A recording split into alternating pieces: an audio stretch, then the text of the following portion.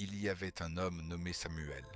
Ce n'était pas un super-héros, juste un père, un mari, un homme ordinaire essayant de garder la tête hors de l'eau. Mais entre son entreprise au bord du gouffre, les factures qui s'empilent comme un mur infranchissable, et son fils aîné enfermé dans un silence chargé de colère, Samuel commençait à perdre pied. Et puis, un soir, la goutte de trop, une lettre, froide, administrative, une mise en demeure. Il n'a même pas eu la force de rentrer. Il est resté là, dans sa voiture, moteur éteint, le cœur en feu, les mains tremblaient sur le volant. Et une seule question montait, pleine de larmes. Seigneur, pourquoi? Je t'ai prié, j'ai espéré. Alors pourquoi cette tempête?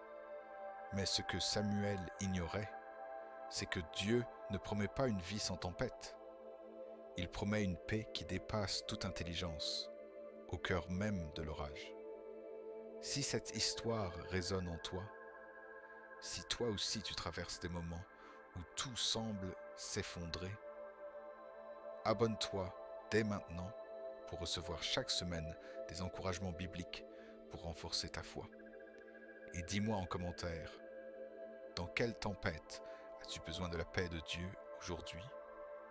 On est là pour prier ensemble.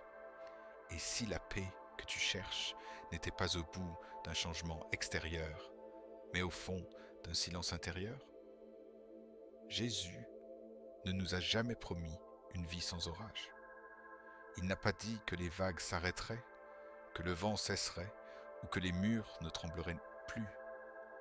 Mais il a dit, je vous donne ma paix, pas la paix que le monde vend. Cette paix temporaire, conditionnelle, qui dépend du solde bancaire, de la santé parfaite ou d'un agenda sans accroc, mais sa paix à lui. Une paix stable, profonde, enracinée dans l'éternité. Et pourtant, nous l'échangeons souvent pour un mirage. On dit, quand mes dettes seront réglées, alors je serai en paix. Quand il ou elle me demandera pardon, alors mon cœur sera en paix. Quand j'aurai compris ce qui ne va pas, alors j'aurai la paix. Mais ce que le Seigneur t'offre, c'est une paix qui précède les réponses. Une paix qui ne dépend pas du quand tout ira mieux, mais qui s'invite au cœur même de l'agitation. La paix de Dieu n'attend pas que le tumulte s'éteigne pour s'exprimer. Elle murmure au milieu du vacarme. Elle est comme un rocher au milieu des flots, comme une lumière allumée dans une pièce qui tremble, comme une main posée sur ton cœur pendant que tout gronde autour. As-tu déjà ressenti cette présence qui apaise, même sans explication? Ce calme qui descend comme une brume légère, alors que tu n'as encore rien résolu? Ce n'est pas de l'indifférence, ce n'est pas du déni, c'est la paix de Jésus. Le monde cherche la paix dans le contrôle, mais Christ l'offre dans la confiance. Tu ne peux pas contrôler les autres, tu ne peux pas tout prévoir, tu ne peux pas te garantir une vie lisse, mais tu peux choisir de rester dans sa présence, là où la paix coule, même quand la mer est démontée. Ce que Jésus te propose, ce n'est pas un résultat, c'est une relation. Et la paix n'est pas un bonus, c'est un fruit. Le fruit de l'esprit, Galates 5, 22. Elle grandit dans la communion, elle pousse dans l'abandon, elle fleurit dans la foi. Et peut-être qu'en ce moment même, tu te dis, je veux cette paix, mais je ne la sens pas. Alors écoute, la paix de Dieu n'est pas toujours une émotion. Parfois, elle est un choix. Le choix de ne pas répondre à la peur, le choix de ne pas écouter les scénarios anxieux, le choix de croire que Dieu est là, même quand tu ne le vois pas. La paix est une présence, sa présence. Et là, maintenant, respire. Pas juste de l'air, respire la vérité. Tu n'es pas seul dans ta tempête. Tu n'as pas été abandonné dans ton combat. Tu n'es pas obligé de porter seul ce poids. Tu peux t'arrêter et laisser Jésus t'offrir sa paix. Pas demain, pas quand tout ira mieux. Maintenant, quand la vie devient imprévisible, quand les repères tombent, quand ce que tu croyais stable s'effondre, il y a un réflexe qui surgit chez presque tout le monde. La panique, l'amertume ou le découragement. Tu vois un mur se dresser devant toi et tu te demandes « Comment je vais m'en sortir ? Pourquoi ça m'arrive encore ? Est-ce que Dieu m'a oublié ? » Mais tu sais quoi ? Ce que tu ressens est humain. Ce que tu vis est réel. Mais ce que tu choisis à ce moment-là peut tout changer. Proverbe 3,5 nous le dit sans détour. Confie-toi en l'Éternel de tout ton cœur et ne t'appuie pas sur ta sagesse. Il n'est pas dit une partie de ton cœur ou quand tu comprends ce qui se passe. Il est dit tout ton cœur parce que Dieu ne cherche pas des cœurs qui comprennent tout, mais des cœurs qui lui font confiance, même dans le noir. Samuel, ce soir-là dans sa voiture, avait 2 chemins devant lui. Il aurait pu se laisser glisser dans l'abîme de ses pensées. Je suis un échec. Rien ne changera. C'est trop pour... Et tu sais quoi ? Personne ne l'aurait jugé pour ça. Parce que quand tout brûle, on pense que s'effondrer est la seule option. Mais il y avait un autre chemin. Celui qui ne dépend pas de ce qu'il voyait, mais de celui qu'il connaissait. La confiance en Dieu, ce n'est pas une magie. Ce n'est pas une méthode rapide pour échapper à la douleur. C'est une décision spirituelle, souvent prise en tremblant, parfois même avec des larmes. C'est dire, Seigneur, je ne comprends pas, mais je me confie en toi. Je n'ai pas les réponses, mais je sais que tu restes fidèle. Je n'ai plus la force, mais tu es ma force. Et à ce moment-là, il se passe quelque chose que tu ne peux pas expliquer. Non, les problèmes ne disparaissent pas d'un coup. Mais tu n'es plus seul au combat.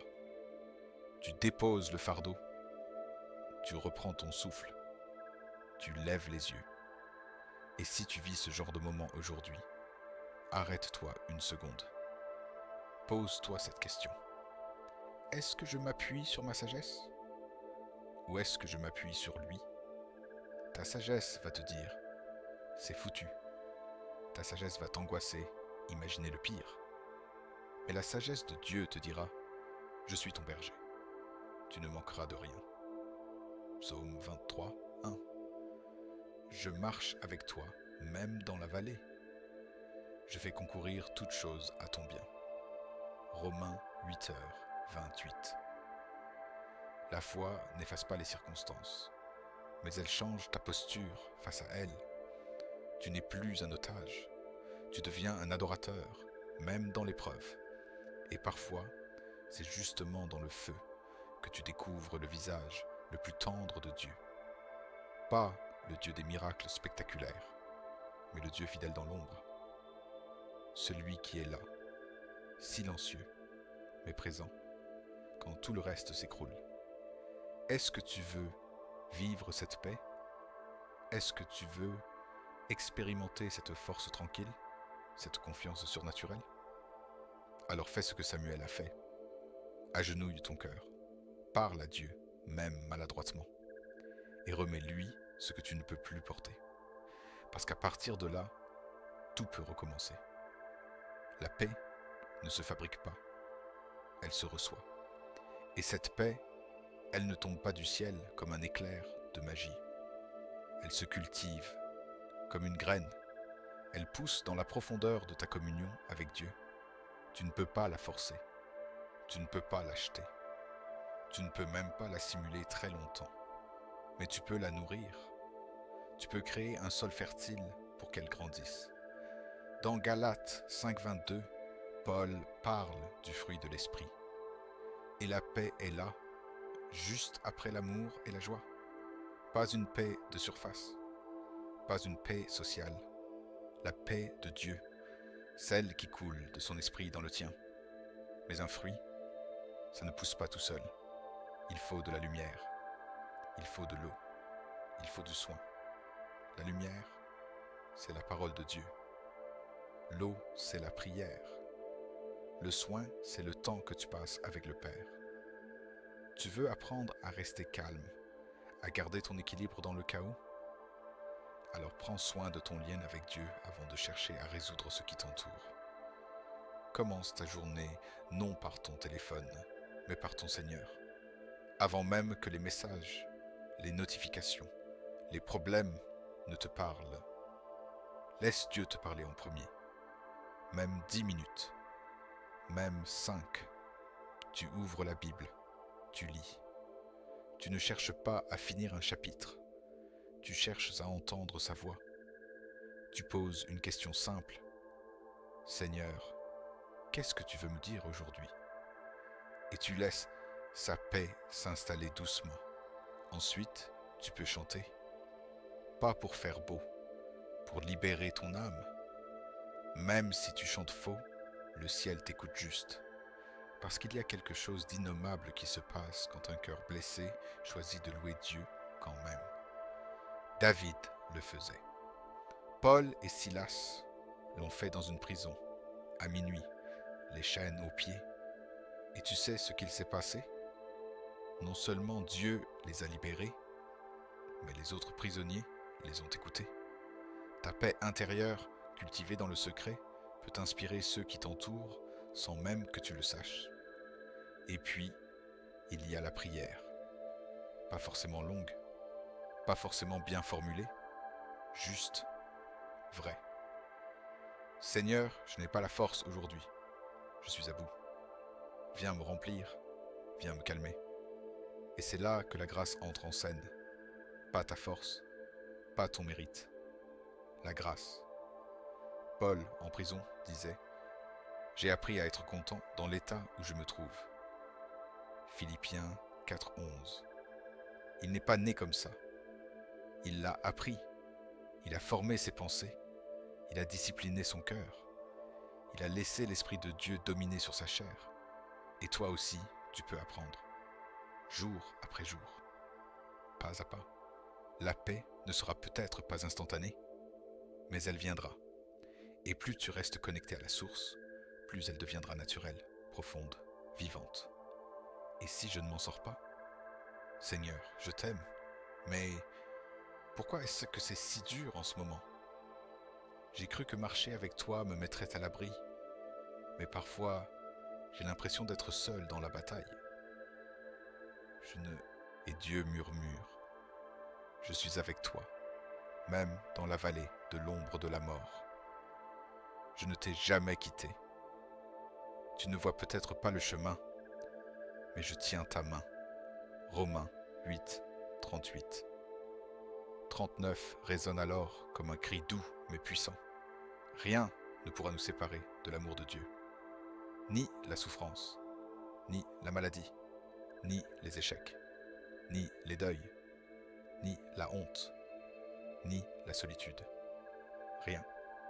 Mais il faut le redire encore et encore, parce que l'épreuve parle fort, parce que les larmes brouillent notre vision, parce que notre cœur cherche des raccourcis à la douleur. La sérénité chrétienne n'est pas un filtre rose posé sur les problèmes. Ce n'est pas une immunité. C'est une conviction profonde. Mon Dieu est avec moi, même si je ne ressens rien, même si tout en moi vacille. Et cette conviction ne naît pas dans le confort, mais dans la fidélité de Dieu éprouvée dans le feu. Tu veux savoir ce qu'est la vraie paix chrétienne? Ce n'est pas quand tout va bien et que tu souris à l'église le dimanche. C'est quand tu pleures dans ta chambre le lundi soir et que malgré tout tu dis « Seigneur, je choisis de te faire confiance encore une fois. Je ne comprends pas, mais je m'accroche à toi. Même si je suis brisé, je reste à tes pieds. » C'est là que la foi devient un rocher et non un slogan. C'est là que la paix devient un choix, pas une émotion. Et c'est là que Dieu révèle sa fidélité surnaturelle. Parce qu'il ne te promet pas que la tempête s'arrêtera tout de suite, mais il te promet qu'il est dans la barque avec toi. Et tu sais, cette paix n'a rien d'un déni. Elle voit les problèmes, elle ressent les douleurs, mais elle dit, Dieu est plus grand. Mon Père tient encore l'histoire. Je suis peut-être au sol, mais je ne suis pas détruit. C'est une paix réaliste, lucide, mais inexpliquée. Celle dont parle Paul quand il dit « Elle surpasse toute intelligence ». Philippiens 4,7. Une paix qui ne vient pas du mental, mais de l'esprit, et que personne ne peut enlever, ni l'ennemi, ni les circonstances, ni même toi, quand tu es à bout de force. Tu es fatigué ? Laisse cette parole pénétrer ton cœur. Rien ne peut me séparer de l'amour de Dieu. Rien. Pas aujourd'hui, pas demain, pas jamais. Il est 6h42. Le réveil sonne.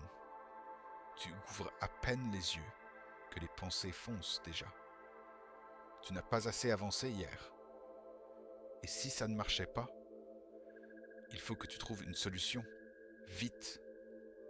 Tu n'as même pas encore mis un pied par terre, mais ton âme, elle, est déjà en guerre. L'anxiété rôde dans les coins. Le stress s'invite à table avant le petit déjeuner. Et c'est là que tout commence. Le champ de bataille est intérieur. Première étape, identifier les pensées. Tu ne peux pas les ignorer, mais tu peux les entendre, puis les juger à la lumière de la vérité. Ce souci, est-ce que Dieu m'a demandé de le porter seul ? Cette peur, est-ce qu'elle vient du Père ou d'une projection humaine ? Tu te souviens alors de 1 Pierre 5,7 ? Déchargez-vous sur lui de tous vos soucis, car lui-même prend soin de vous. Et soudain, une question change tout.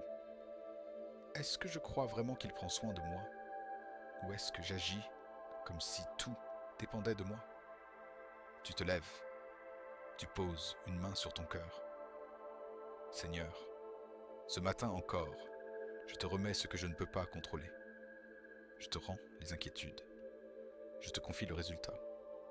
Je choisis la paix parce que je choisis de te faire confiance. Deuxième étape, choisir la gratitude. Pas une gratitude positive vibe, une gratitude surnaturelle. Tu n'as pas tout ce que tu voudrais, mais tu as tout ce dont tu as besoin pour aujourd'hui. Et tu le déclares à voix haute, même si ton âme résiste. Merci pour ce souffle. Merci pour ce toit. Merci pour ton amour, encore là ce matin. Chaque merci fait reculer la peur. Chaque louange défait un nœud. Troisième étape, s'exercer à la patience. Ce n'est pas populaire, mais c'est une arme céleste. Parce que dans un monde qui court, le croyant apprend à attendre sans céder. Seigneur, je n'ai pas encore vu le changement, mais je choisis de te faire confiance dans l'attente. Ma patience est une preuve de ma foi. Et si tu tombes, si tu paniques à midi après une mauvaise nouvelle, tu respires, tu reprends le combat, tu choisis de revenir à la source, car tu sais que cette paix ne vient pas de toi, elle ne vient pas de ta maîtrise, elle vient de celui qui vit en toi. Et chaque fois que tu lui ouvres un espace, il y dépose sa paix comme un baume. Alors non, tu n'es pas invincible, tu n'es pas une statue de marbre, mais tu es en apprentissage, tu avances, et chaque pensée capturée, chaque inquiétude déposée, chaque merci soufflé, devient un acte de foi. Tu n'es pas passif, tu es en entraînement spirituel, et même le ciel applaudit chaque petit pas. Ce soir-là, Samuel a fini par sortir de sa voiture. Il a pris sa Bible, Harel,